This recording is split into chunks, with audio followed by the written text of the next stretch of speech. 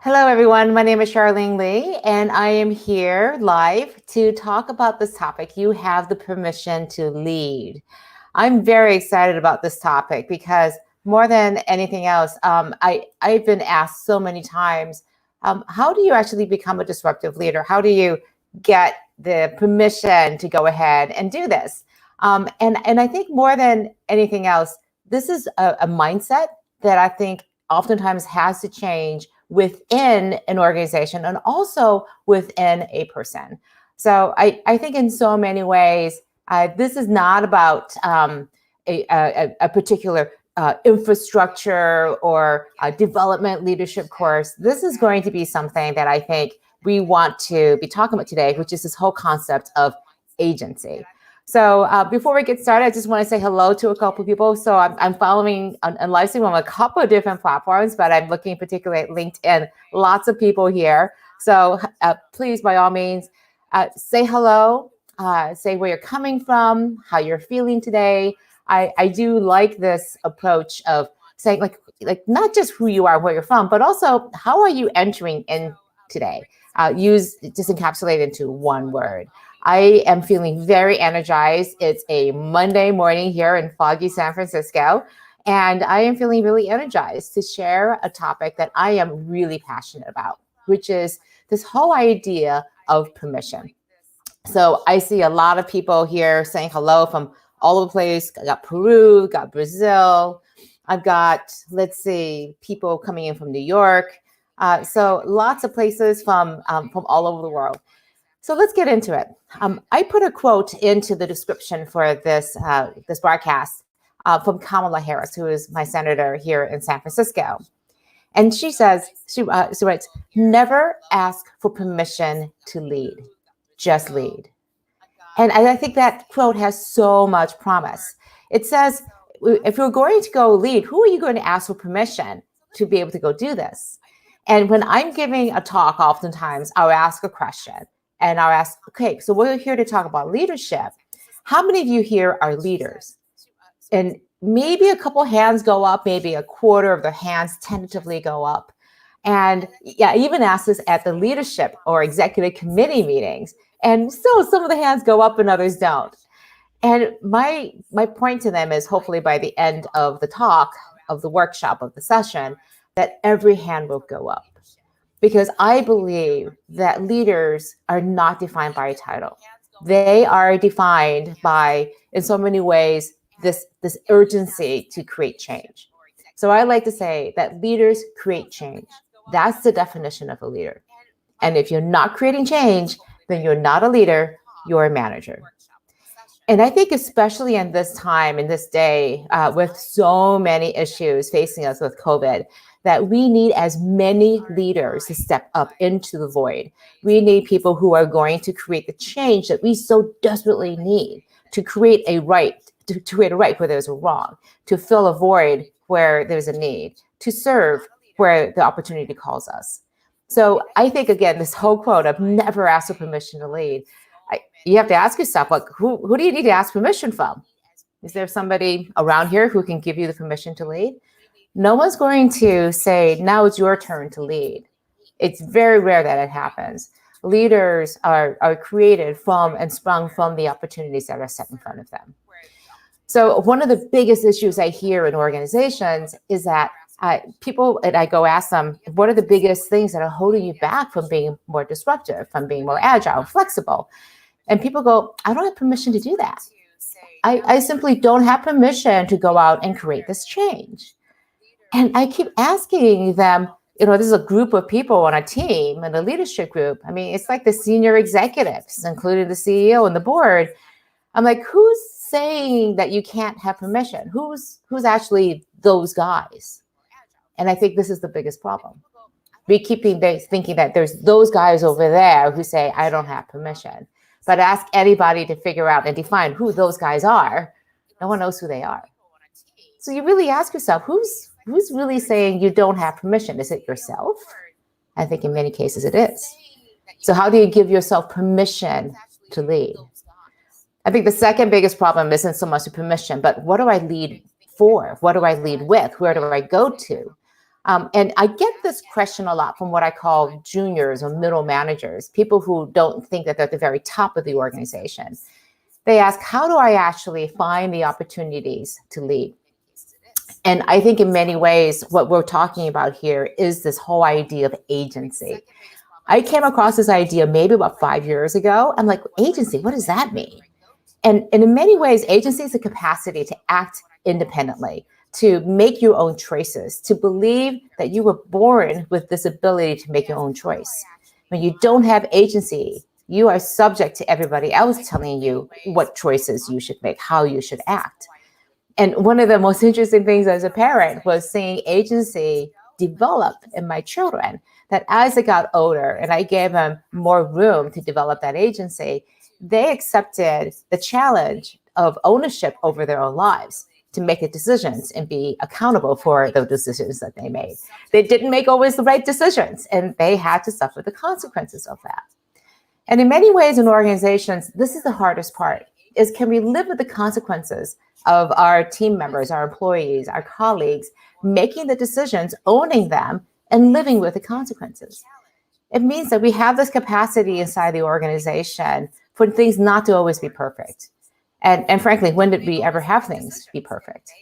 But we see from the research over and over again that when people are given the independence, the agency to own and make their own decisions, then they will succeed so much better and faster. And think about it. You have an opportune time at this point in your organization. Things are in complete flux. Everything is being thrown up in the air. There is no normal anymore. There is only a new normal. So I think in so many ways, this is the time when you can really say, how do we develop our own agencies inside of organizations, but also agency throughout the organization? So here are a couple of ways. I'm going to talk about how to create agency from two directions. First of all, how do you do it for yourself? And then how do you do it for your organization, for your colleagues, so the people you are leading? So let's talk about doing it for yourself. Again, I get asked this question by lots of different people, like, how do I go out there and create change? How do I become a leader? How do I start creating disruption, exponential change and impact? The first thing is you've got to find something you think needs to change. It could be something really small. It doesn't matter that it's not a big, huge change the world thing, because frankly, if you're not good at doing it at a small, local, personal level, then it's going to be very difficult to do it at a larger system. So work your way up to it. Have a little bit of patience and also a bit of compassion for yourself. Pick something that you just see needs to change. So I'll give a couple examples. I know one colleague at a company who, a friend of mine, who was really upset that the company had just tons of styrofoam cups and paper cups and was just throwing away and creating all of this trash that wasn't being recycled. So she knew that the marketing department had a lot of extra mugs from past events. So went to them and said, can I take these mugs and make sure that they get into the kitchens? And then talked to maintenance and said, can we get some cleaning supplies so that we can make sure we clean up after these mugs? And set up a schedule for people to be responsible for cleaning up and making sure everything is nice and neat in the kitchen. And then made this change happen. So I think in many ways you want to find a change that you can create without a lot of other resources. So therefore you're not having to ask for permission, but you're creating that change. That will create confidence in yourself to be able to create these changes, create a lot of best practices around harnessing the resources and gathering the people, corralling all those people to this change, but also demonstrate to other people in the organization that you can make change happen.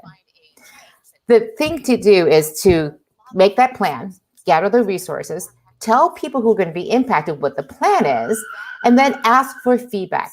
This is different than asking for permission. You're not asking for permission, you're asking for feedback. So when you tell people the plan, like, this is my plan, what do you think of it? Do you have any questions or concerns? None? Great. Oh, you do have some feedback. That's a great idea. Let me take that into account. Then you move forward. Now, there's sometimes a case, though, where you may have to manage up into another manager or an executive or a board where they're just not giving you any feedback. There's just a blank wall of silence. It may be somewhat, you may conceive it as a little bit passive aggressive, that they just don't want to deal with it. So here's a little technique to use. Set a deadline. Send them an email, let them know, whatever it is in the meeting. Hey, I've got this idea. Here's the plan. If you have any questions, concerns, please let me know. If I don't hear from you by 5 o'clock on Thursday, I'm going to put this plan into action. So set them a deadline, a date, a time, very specific time, not even by end of day, by 5 o'clock or by 9 o'clock in the morning. But set that time, set that expectation, and you've given them fair notice that you're going to go ahead and make this change happen. Then stand back, make it happen. See what the results are. See where you could improve, and then find another change. Rinse and repeat. This is how you become a leader. This is how you create that change. And this is how you can actually do this without ever asking for permission. But you're making sure that everyone is aligned, everyone knows what's going on. You're not doing this in some dark corner where somebody's going to be suddenly surprised that, what did you make that change for? So creating change requires a lot of coordination, and that's where that leadership skill, that behavior, that practice comes into play. Now, here's the thing. If you're trying to create this kind of organization where people don't need to ask permission, you may be frustrated that you keep telling people, look, I give you the power. I empower you to make these changes happen. I did this when I was at Altimeter. One of our key values was empowerment. And yet people kept coming up to me and saying, well, I want to make sure we're okay with this. I want to ask permission to do this. I'm going, you're empowered. And what I realized was empowerment is very different from agency. Empowerment says somebody from over there, again, those guys are giving you the permission to act. Agency says you always had the permission. You always had the ability to act like an owner, to be accountable for the changes you wanted to create. So this is the key difference. If you're thinking you're empowering people, that may not actually be the best way, because agency says it's a two-way street. Agency says instead, you have the ability and the ownership to be able to make this happen. But then it also comes with the accountability. If you're going to have the ability to make this decision and to move forward and make this change, then you're going to be accountable for making that change happen. You're going to do what you say. That's what really good leaders do. And also really good leaders are going to stand back and let the other leaders rise up to the occasion and lead. So you're giving them the opportunity to do this. One of the interesting things I see is some behaviors that come out because of this. When people have agency, when you allow them for this agency to come up, they never use the excuse, it's not my job, it's somebody else's job. And they never use that excuse to explain why something failed. They seek out the people and the resources to get something done, to break through, in some cases, department walls to get those people together. They also consider the decisions, the impact of the decisions on customers, on other people within the organization, and over time. And so when people have agency, they're stepping back and thinking, wait, if I say this, if we do this, and that means something else is going to happen, and something else is going to happen, maybe this isn't such a good idea. And they will pull themselves back. You don't need to tell it to them, because they will begin thinking on their own that this is a good idea or not, and seeing the implications. And the last thing that agency creates, again, that sense of ownership, is the sense of thinking about the future and the outcomes. They're thinking about not just the local tactics, but they're also thinking about, if we make this happen, how are we going to scale it? How are we going to continue doing this? How are we going to invest in other customers, emerging customers, or the people who are going to be needed, the talent and the resources we need? So what I find so fascinating is when you have this, it also starts to smooth out one of the biggest issues inside organizations, which is hierarchy. We think of hierarchy as a bad thing in many ways. We're going to tear down hierarchy, flatten the organization as much as possible. But there is a really good part of hierarchy, is that it creates leverage and spans of control that are really clear. The problem is when the hierarchy gets in the way. When you have an executive who people really feel like they need the permission to move forward, I call it this situation of HIPPO, highest paid person's opinion.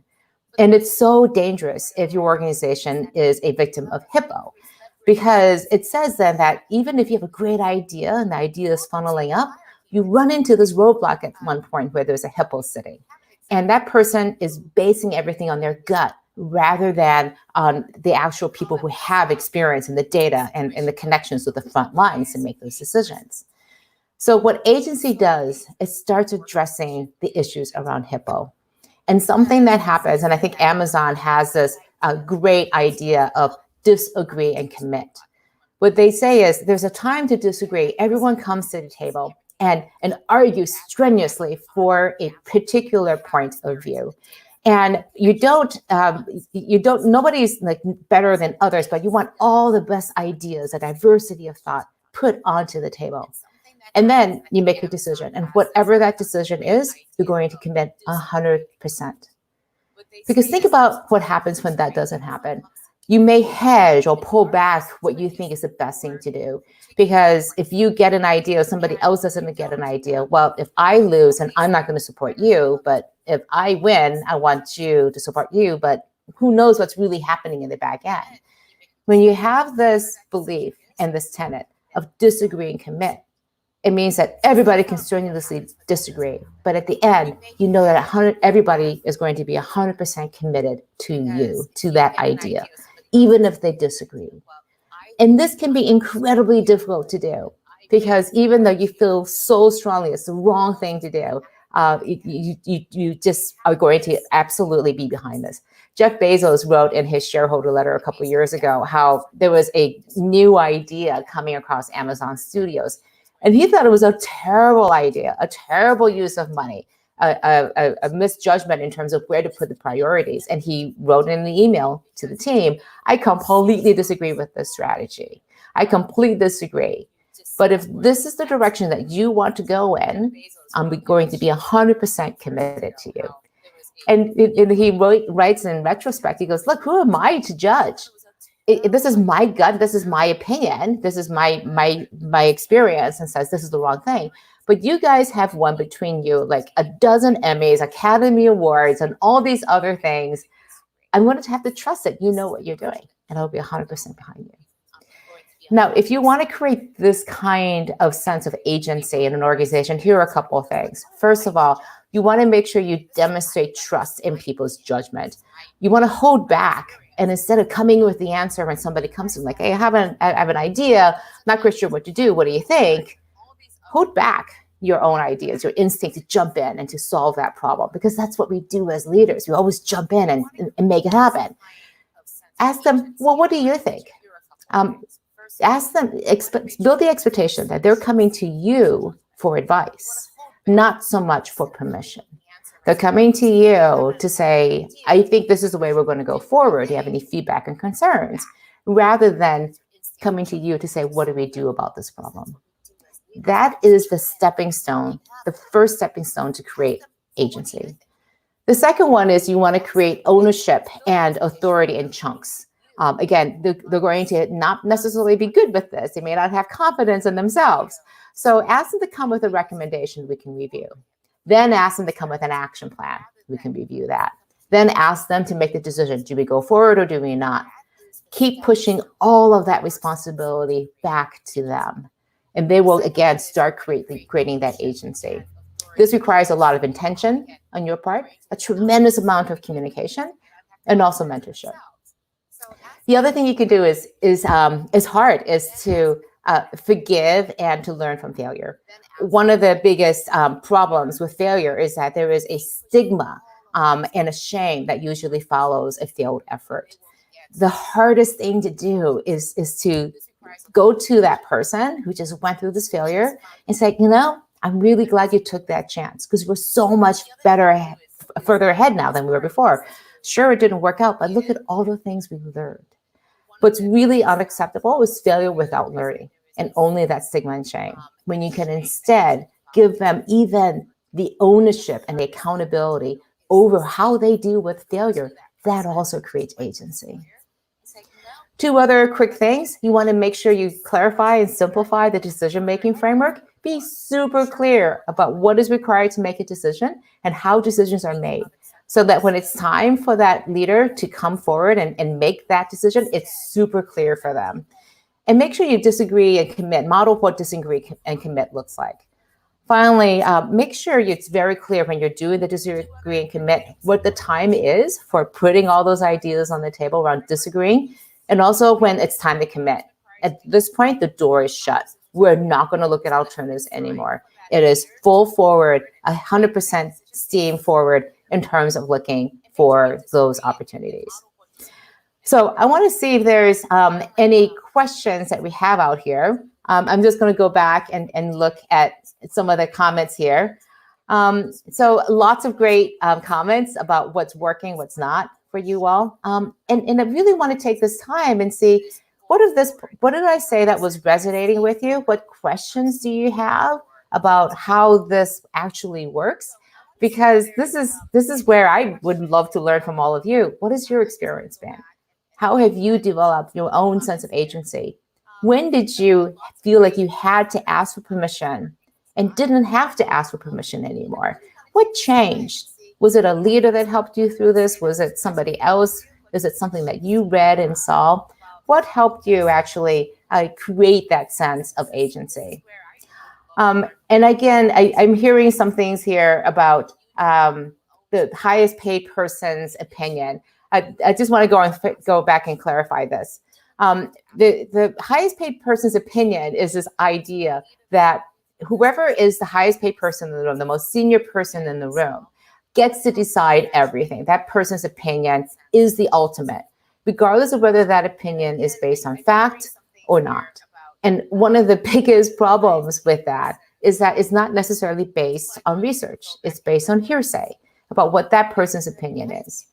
And so I think that's a really dangerous place to be. And to the extent that you can work with that person to say, look, I really respect that you have this opinion, but I also see a lot of alternative ideas and resources and things to be able to talk about. You may also be the person who is sitting in that hippo seat where you're used to making the decisions for everybody rather than giving them the permission and that agency to be able to come to the table with alternative ideas. So being really aware of the power dynamics in a room, inside an organization, a department, is a really important part of the sense of what permissions are real versus permissions that people think that are assuming need to be there. So what are some of the tools for dealing with HIPPO? I think I think HIPPO is one of those things you have to be aware that it's happening, where a person's opinion, because the most senior person, is shutting down discussion, shutting down disagreements. And people feel like, again, they do not have the permission to even express a different point of view. And what I think is very helpful in fighting HIPPO, again, is to understand what that executive's key objectives are. They usually have 3 top goals. And this is a technique to work with any leader, any executive who you're having issues with connecting around an alternative point of view. Understand what their top 3 goals are and understand how the change that you are pushing and advocating for, a different point of view, helps us move forward together as an organization around those 3 goals. So you can say, look, I think I remember, leader, that one of your most important goals is to do this, right? We want to go after this customer group with this product. That's one of our top goals. Yes, that absolutely is. Well, here's an idea. Here's a change that we could do that could really move us forward with that. I would love to get your feedback on this idea. And you're not asking permission to put the thing forward. You're asking them from their place of expertise and experience, how do you actually do this?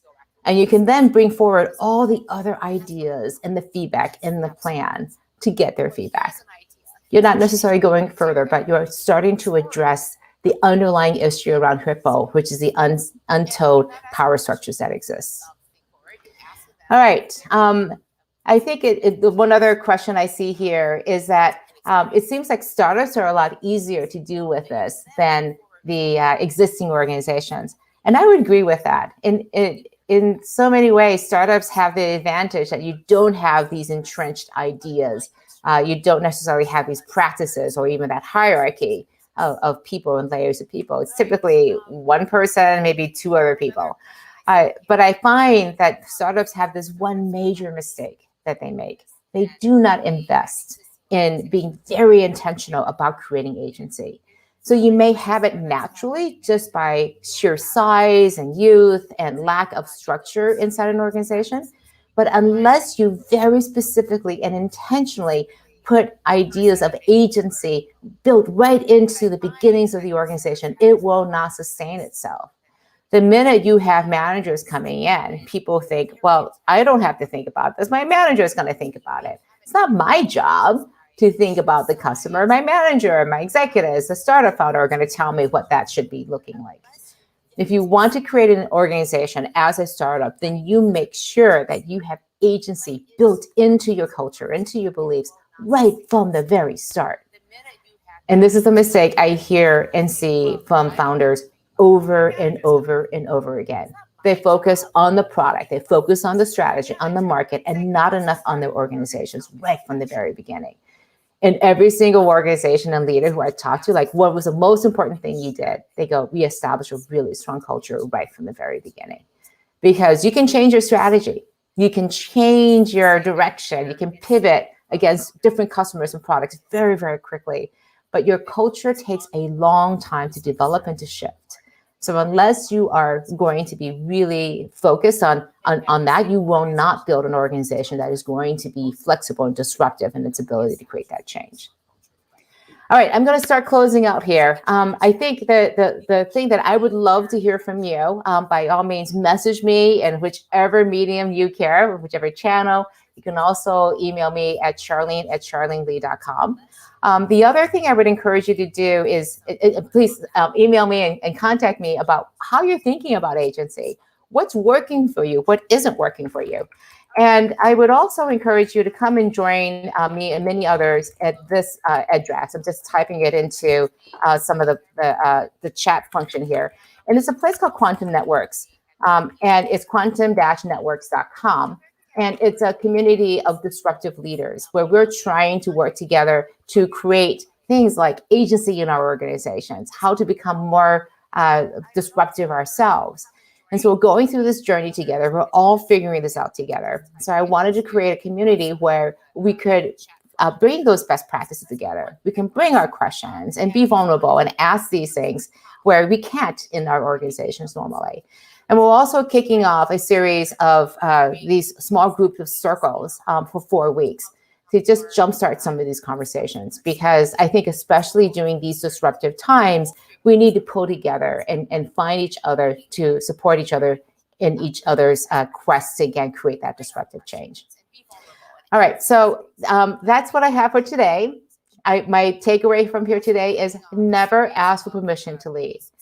And create an organization where people don't feel like they have to have that permission to lead also. Because when people have agency, when they feel like they have the ability to make the change happen, when everyone is aligned around the same long-term outcomes and goals, around the same purpose and mission, then you will have created an organization that is capable of creating so much more than if they had to be led step by step along the way to that path of success. So I wish you all the best. Again, thank you so much for joining and thanks for watching. Have a good day.